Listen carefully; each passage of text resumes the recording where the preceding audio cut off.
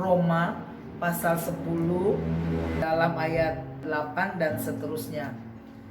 Tetapi apakah katanya? Ini, firman itu dekat kepadamu, yakni di dalam mulutmu dan di dalam hatimu.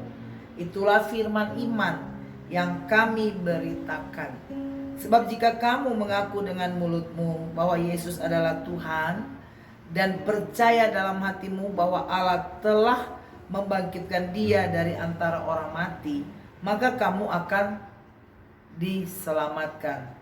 Karena dengan hati orang percaya dan dibenarkan, dan dengan mulut orang mengaku dan diselamatkan. Ya saudara ya, inilah bukti iman kita ketika kita tahu bahwa firman itu tidak jauh pada kita, tetapi ada dalam mulut kita dan dalam hati kita. Artinya kita renungkan di dalam hati kita dan kita perkatakan lewat mulut kita.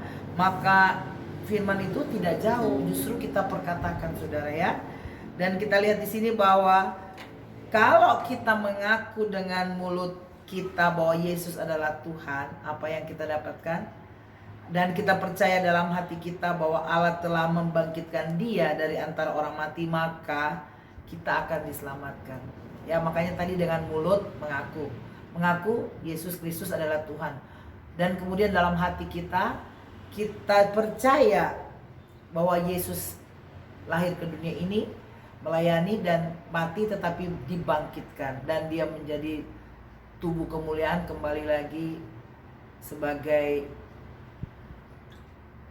pewaris kerajaan Allah. Saudara, mulut dan hati kita itu harus sepadan. Ada orang hatinya benar sih percaya Yesus, tapi mulutnya tidak pernah mengatakan bahwa Yesus itu Tuhan, Yesus itu yang dia andalkan. Takut mengakui. Kenapa? Karena nanti jabatannya rusak, atau tidak diangkat-angkat jadi pemimpin, atau relasi kerjanya bermasalah. Ini berbahaya. Harus hati oke, mulut juga oke tentang percaya pada Yesus. Tapi bukan berarti juga cuma mengaku tapi dalam hati meragukannya. Itu juga gak bisa saudara.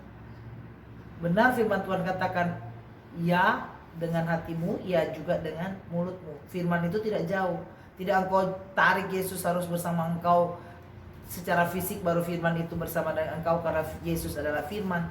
Tetapi perkataan firman ada dalam mulut kita. Ketika kita perkatakan firman, maka kita mau diselamatkan Tuhan. Kita juga percaya pada firman itu dengan sungguh-sungguh. Jangan 99%, apalagi setengah-setengah.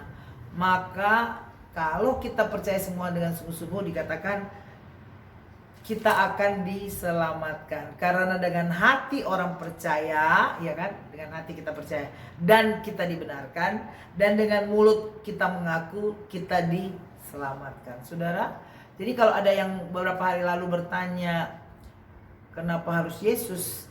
Ya karena Alkitab ini katakan bahwa kalau kita mengaku dan kita mengaku Yesus itu sudah luar biasa.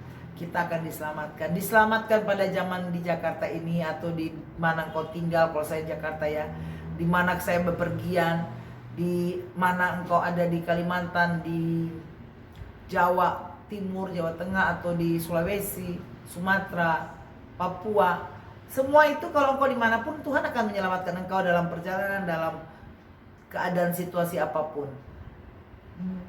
Akan datang juga waktu Tuhan Yesus datang, kita pun akan diselamatkan. Ya luar biasa saudara ya. Jadi ingat ya, tidak perlu engkau juga cari firman itu di mana. Buka Alkitab, engkau baca. Makanya kita perlu baca Alkitab, merenungkan firman Tuhan, dan kita percaya. Kita harus pakai mulut kita, pakai hati kita untuk kuatkan bahwa kita punya Tuhan yang besar. Kita punya Tuhan yang berfirman untuk kebaikan kita dan menuntun langkah hidup kita. Percayalah saudara ya.